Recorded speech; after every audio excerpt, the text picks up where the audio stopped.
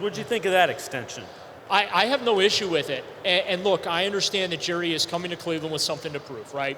He did not have a great 4 years with the Denver Broncos. First round picks, you're a top 15 pick. There are expectations that come with that.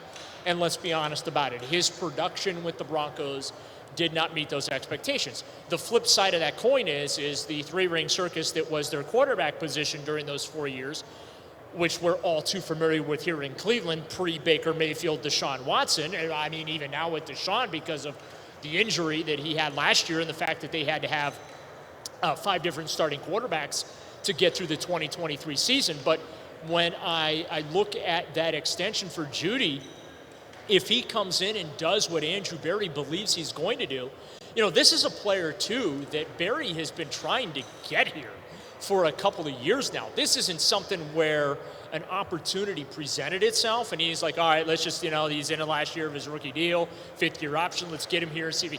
No, this is a player that Andrew Berry had been targeting, wanted him in the draft, couldn't, obviously couldn't make that happen, but now targeted him as far as a trade is, going back 2, maybe 3 years.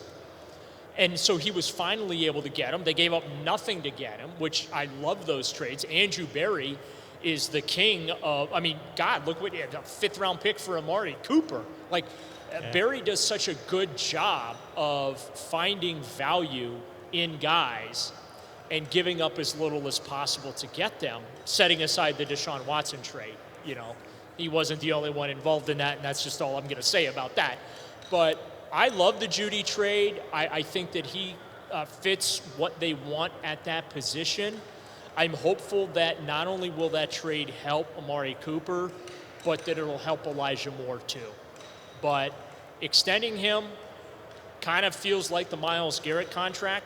When Myles Garrett signed his contract, it was a record contract for pass rushers.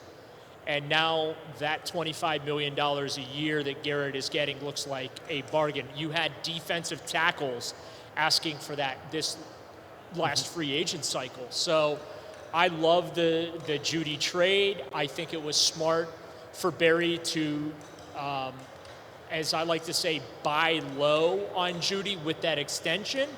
And if Jeudy does what Berry thinks he will, I think it'll be a bargain contract. But if he doesn't, then there's going to be a lot of critics of that particular move.